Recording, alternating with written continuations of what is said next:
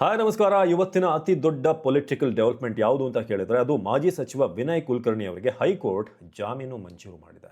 So ನಿಮ್ಗೆ ಅನ್ಸ್ಬೋದು, ಹಿಂದೆ ಒಂದಷ್ಟು ತಿಂಗಳ ಹಿಂದೆ ನಾವು ಕೇಳ್ಪಟ್ಟಿದ್ವಿ ಅವರಿಗೆ ದೋಷಿ ಅಂತ ತೀರ್ಪು ಬಂದಿತ್ತಲ್ವಾ, ಅವರಿಗೆ ಜೀವಾವಧಿ ಶಿಕ್ಷೆ ಪ್ರಕಟ ಆಗಿತ್ತಲ್ಲ ಅಂತ. ಖಂಡಿತ ಇದೇ ಕೇಸ್ಗೆ ಸಂಬಂಧಪಟ್ಟ ಹಾಗೆ ಆ ಒಂದು ತೀರ್ಪನ್ನು ಪ್ರಕಟ ಮಾಡಿದ್ದು ವಿಶೇಷ ಜನಪ್ರತಿನಿಧಿಗಳ ನ್ಯಾಯಾಲಯ. ಸೊ ಹಾಗಾಗಿ ಅಲ್ಲಿಂದ ವಿನಯ್ ಕುಲಕರ್ಣಿ ಅವರ ಪರ ವಕೀಲರೇನಿದ್ದಾರೆ ಅವರು ಈ ಒಂದು ಪ್ರಕರಣವನ್ನು ಹೈಕೋರ್ಟ್ ಬಳಿ ಹೋಗ್ತಾರೆ, ಸ್ಟೇ ತರಬೇಕು, ಇದನ್ನು ರದ್ದು ಮಾಡಬೇಕು. ಏನು ಜನಪ್ರತಿನಿಧಿಗಳ ವಿಶೇಷ ಕೋರ್ಟ್ ಏನು ಜೀವಾವಧಿ ಶಿಕ್ಷೆಯನ್ನು ವಿಧಿಸಿದೆ ಅದನ್ನು ರದ್ದು ಮಾಡಬೇಕು, ಅದಕ್ಕೆ ಸ್ಟೇ ತರಬೇಕು ಅಂತ ಹೈಕೋರ್ಟ್ ಮೊರೆ ಹೋಗಿದ್ರು. ಹೈಕೋರ್ಟ್ನಲ್ಲಿ ಇವತ್ತು ವಾದ ಪ್ರತಿವಾದ ನಡೀತು. ಬಹಳ ಮುಖ್ಯವಾಗಿ ವಿನಯ್ ಕುಲಕರ್ಣಿ ಅವರ ಪರವಾಗಿ ವಕೀಲರು ಏನು ವಾದ ಮಂಡಿಸಿದ್ರು, ಸಿ.ವಿ. ನಾಗೇಶ್ ಹಿರಿಯ ವಕೀಲರಿದ್ದಾರೆ. ಸೊ ಅವ್ರು ಏನು ವಿಚಾರಗಳನ್ನು ಹೇಳಿದ್ರು ಅನ್ನೋದ್ರ ಬಗ್ಗೆ ಕೂಡ ಹೇಳ್ತೀನಿ. ಹಾಗೆ ಅವ್ರಿಗೇನಾದರೂ ಮತ್ತೆ ಶಾಸಕ ಸ್ಥಾನ ವಾಪಸ್ ಸಿಗುತ್ತಾ ಅನ್ನೋದ್ರ ಬಗ್ಗೆ ಕೂಡ ನಿಮಗೆ ಒಂದಷ್ಟು ಡೀಟೇಲ್ಸನ್ನು ಕೊಡುವಂಥ ಪ್ರಯತ್ನ ಮಾಡ್ತೀನಿ. ಒಂದಷ್ಟು ಪಾಯಿಂಟ್ಸ್ ಇದೆ, ಅದನ್ನು ಹಂತವಾಗಿ ಅಥವಾ ಡೀಟೇಲ್ ಆಗಿ ನಿಮಗೆ ತಿಳಿಸ್ತಾ ಹೋಗ್ತೀನಿ. ಮೊದಲನೇದಾಗಿ ಇದು ಏಪ್ರಿಲ್ನಲ್ಲಿ ಏನು ಈ ಕೇಸ್ನ ಒಂದು ತೀರ್ಪು ಬಂದಿತ್ತು. ಸೊ ಅದನ್ನು ಮತ್ತೆ ರಿವೋಕ್ ಮಾಡಬೇಕು ಅಂತ ಅರ್ಜಿ ಸಲ್ಲಿಸಿದ್ರು.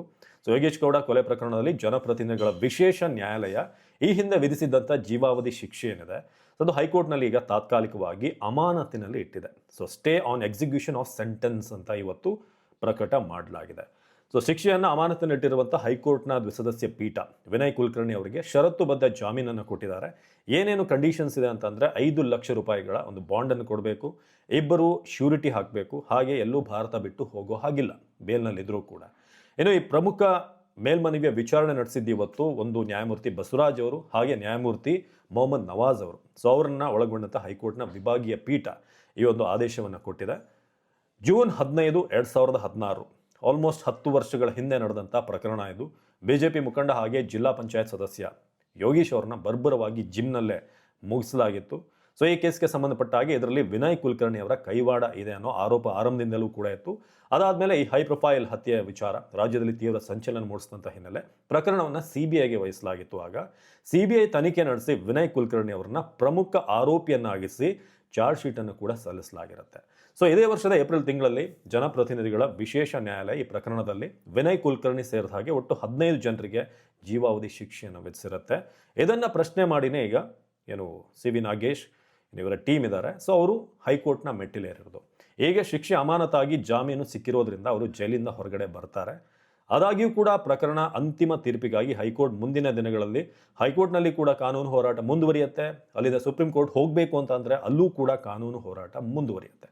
ಸೊ ಏನಾದರೂ ಈಗಲೇ ವಿನಯ್ ಕುಲಕರ್ಣಿ ಅವರು ರಿಲೀಸ್ ಆಗ್ತಾರಾ ಇವತ್ತಾ ಅಂತ ನೀವು ಪ್ರಶ್ನೆ ಕೇಳಿದ್ರೆ ಖಂಡಿತ ಇಲ್ಲ. ಈಗ ಒಂದಷ್ಟು ಪ್ರೊಸೀಜರ್ ಇರುತ್ತೆ. ಈ ಕಾಪಿ ಏನಿದೆ ಸ್ಟೇ ಕಾಪಿ ಹೈಕೋರ್ಟ್ನಿಂದ ಕೆಳ ಹಂತದ ನ್ಯಾಯಾಲಯಕ್ಕೆ ಬರಬೇಕು. ಅಲ್ಲೊಂದಷ್ಟು ಪ್ರೊಸೀಜರ್ ನಡೆಯುತ್ತೆ. ಈ ಬಾಂಡನ್ನು ಕೊಡೋದಿರ್ಬೋದು, ಶ್ಯೂರಿಟಿ ಹಾಕೋದು, ಇದೆಲ್ಲವೂ ಕೂಡ ಪ್ರೊಸೀಜರ್ ಆದ ನಂತರ ವಿನಯ್ ಕುಲಕರ್ಣಿ ಅವರು ರಿಲೀಸ್ ಆಗ್ತಾರೆ. ಆದರೆ ಇಲ್ಲಿ ಬರುವಂತಹ ಪ್ರಶ್ನೆ, ಅವರಿಗೆ ಮತ್ತೆ ಶಾಸಕ ಸ್ಥಾನವನ್ನು ನೀಡಲಾಗುತ್ತಾ ಅನ್ನೋ ಪ್ರಶ್ನೆ ಇನ್ನೂ ಕೂಡ ಅದು ಚರ್ಚೆಯಲ್ಲಿದೆ, ಹೋಲ್ಡಲ್ಲಿರುತ್ತೆ. ಯಾಕಂದರೆ ಮುಂದಿನ ಕಾನೂನು ಹೋರಾಟ ಹೇಗೆ ಹೋಗುತ್ತೆ ಏನು ಅನ್ನೋದ್ರ ಬಗ್ಗೆ ಅದರ ಬಗ್ಗೆ ಇನ್ನೊಂದಷ್ಟು ಇನ್ಫಾರ್ಮೇಷನ್ ಜೊತೆಗೆ ಖಂಡಿತ ನಿಮ್ಮ ಮುಂದೆ ಬರ್ತೀವಿ. ಸೊ ಸದ್ಯಕ್ಕೆ ಪ್ರಕರಣದ ಗಂಭೀರತೆ ಏನಿದೆ, ಶಿಕ್ಷೆ ವಿಧಿಸಿದಾಗಿನ ಸಂದರ್ಭ, ಇದೆಲ್ಲದರ ಬಗ್ಗೆ ಕೂಡ ಕನ್ಸಿಡರ್ ಮಾಡಲಾಗಿದೆ. ಇನ್ನು ಈ ಕೇಸ್ನಲ್ಲಿ ವಿನಯ್ ಕುಲಕರ್ಣಿ ಅವರ ಜೊತೆಗೆ ಆರೋಪಿಗಳ ಪೈಕಿ 10 ಮಂದಿಗೂ ಕೂಡ ಜಾಮೀನು ಕೊಟ್ಟಿದ್ದಾರೆ. ಅಪರಾಧಿ ಎಂದು ಘೋಷಿತವಾಗಿದ್ದಂಥ ಚೆನ್ನಕೇಶವ ಟಿಂಗ್ರಿಕರ್, ಸೊ ಅವ್ರಿಗೂ ಕೂಡ ಇವತ್ತು ಜಾಮೀನು ಸಿಕ್ಕಿದೆ. ಇನ್ನು ಹೈಕೋರ್ಟ್ ಆದೇಶದ ಬಗ್ಗೆ ಸಾಮಾಜಿಕ ಹೋರಾಟಗಾರ ಬಸವರಾಜ್ ಅವರನ್ನ ಪ್ರಶ್ನೆ ಮಾಡಲಾಯಿತು. ಇನ್ನು ಆಪೋಸಿಟ್ ಸೈಡಲ್ಲಿ ಇದ್ದಾರೆ. ಸೊ ಅವ್ರನ್ನ ಕೇಳಿದಾಗ ನಾವು ಖಂಡಿತ ಕಾನೂನು ಹೋರಾಟವನ್ನು ಮುಂದುವರಿಸ್ತೀವಿ, ಸುಪ್ರೀಂನಲ್ಲೂ ಕೂಡ ಕಾನೂನು ಹೋರಾಟ ಮುಂದುವರಿಸೋದಕ್ಕೆ ತೀರ್ಮಾನ ಮಾಡಲಾಗಿದೆ ಅಂತ ಹೇಳಿದ್ದಾರೆ.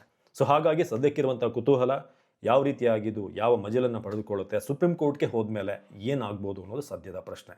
ಇದು ಈ ಕ್ಷಣದ ದೊಡ್ಡ ಪೊಲಿಟಿಕಲ್ ಡೆವಲಪ್ಮೆಂಟ್. ಇದೇ ರೀತಿಯಾದಂಥ ಇನ್ನಷ್ಟು ಅಪ್ಡೇಟ್ಸನ್ನು ನಿಮ್ಮ ಮುಂದೆ ತರ್ತೀವಿ. ನಮಸ್ಕಾರ. ನನ್ನ ವೆಯ್ಟು 125 kg ಇದೆ ಸರ್. ನಾನು 75 kg ಆಗಬೇಕು ಅಂದರೆ 50 kg ವೆಯ್ಟ್ ಸಣ್ಣ ಆಗಬೇಕು ಅಂತ ತುಂಬ ಯೋಚನೆ ಮಾಡ್ತಿದ್ದೀರಾ.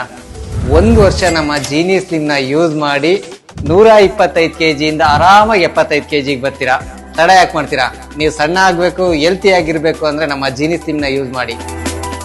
ಇಂತಹ ನೈಜ ಕುತೂಹಲ ಭರಿತ ಸುದ್ದಿಗಳು ನಿಮಗೆ ಸಿಗಬೇಕಂದ್ರೆ ರಾಜ್ಯದ ಪ್ರತಿಷ್ಠಿತ ಜನಪರ ಡಿಜಿಟಲ್ ಸುದ್ದಿ ಮಾಧ್ಯಮ ಪಬ್ಲಿಕ್ ಇಂಪ್ಯಾಕ್ಟ್ ಚಾನೆಲ್ ಅನ್ನು ಯೂಟ್ಯೂಬ್ನಲ್ಲಿ ಸಬ್ಸ್ಕ್ರೈಬ್ ಮಾಡ್ಕೊಳ್ಳಿ. ವಿಡಿಯೋ ಇಷ್ಟವಾದರೆ ಲೈಕ್ ಮಾಡಿ, ನಿಮ್ಮ ಇಷ್ಟದವರಿಗೆ ಶೇರ್ ಮಾಡಿ ನಮ್ಮನ್ನು ಪ್ರೋತ್ಸಾಹಿಸಿ. ಹಾಗೆಯೇ ಫೇಸ್ಬುಕ್ನಲ್ಲಿ ಪಬ್ಲಿಕ್ ಇಂಪ್ಯಾಕ್ಟ್ ಫಾಲೋ ಮಾಡೋದನ್ನು, ಇನ್ಸ್ಟಾದಲ್ಲಿ ಜೊತೆಯಾಗೋದನ್ನು ಮಿಸ್ ಮಾಡಬೇಡಿ. ಜಾಹೀರಾತು ಹಾಗೂ ಬಿಸ್ನೆಸ್ ಪ್ರಮೋಷನ್ಗಾಗಿ ಸಂಪರ್ಕಿಸಿ 9606037450 ಅಥವಾ 9353224116.